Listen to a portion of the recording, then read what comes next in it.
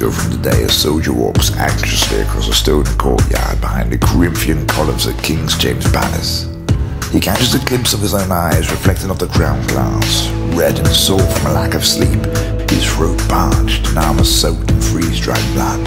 On a second look, you notice this man has a blade clenched between his teeth, which he quickly hides beneath his tongue. His odor is pure gunpowder, and the guards of the king's domain salute him cautiously as he calmly makes his way to the king's bedroom. As the door opens, he hears the king shout, "Is that you, Guy? Guy Fawkes?" "Yes," says Guy, as he bows, crashing to the floor with one knee. "I'm glad you could make it, Guy. I had the most unsavory dream. Our future is in peril. We must hunt for witches. Fight me up. So many witches. Fight me up. So many witches.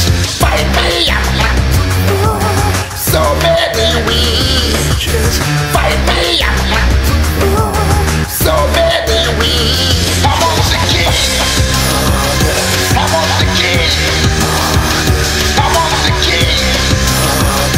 I'm on the king. I'm on the king. I'm on the king. I'm on the king. I'm on the king. I'm on the king.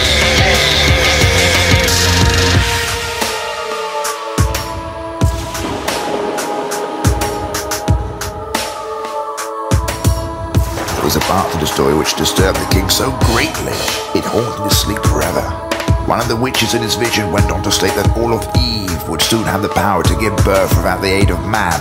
Starting tomorrow brings the extinction of Adam upon earth. It was this statement that caused the king to gasp, striking his heart and shaking violently in an attempt to wake up. At that point the witches stopped talking. It's as if they could see him. Somehow they could see his fear through the eyes of the fourth witch. The oldest witch stood up slowly, arching her crooked finger, pointing directly to him and shouted, All three witches grabbed her throat like ravenous rabies-infected dogs, applying intense pressure to suffocate and crush her larynx. It was at this point the king woke. Fight me up. So many witches. Fight me up.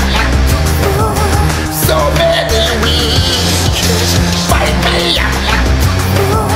So many witches. Fight me up. So many witches.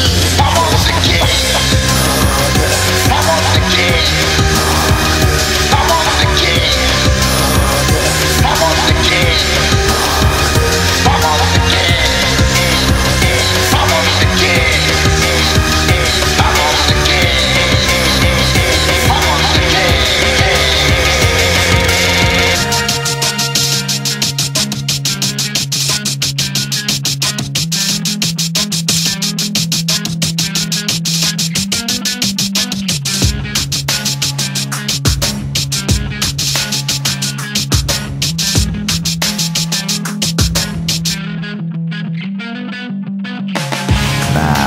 There's a lot to this story which I don't know myself, but I do know the last thing the king asked of Guy that night was to step on every butterfly he encountered in the woods. To this day it's unsure why.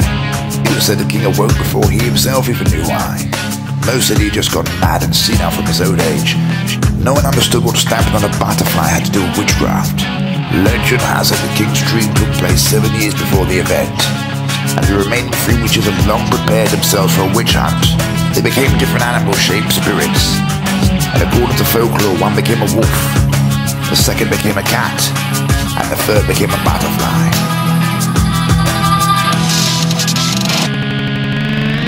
623 years later, a scientist walks anxiously across an underground hallway. He catches a glimpse of his own eyes reflected off the sheeted crystal glazed red glass, and sore from a lack of sleep. His throat parched and his lab coat stained with dried blood. He stops at a glass case mounted on a titanium perforation. Taking a deep breath, while squinting his eyes, he begins to admire an evolved species of a black death butterfly, responsible for causing death to over 80,000 men in one night in the Horn of East Africa. The badge in his lab coat says his name is Dr. Guy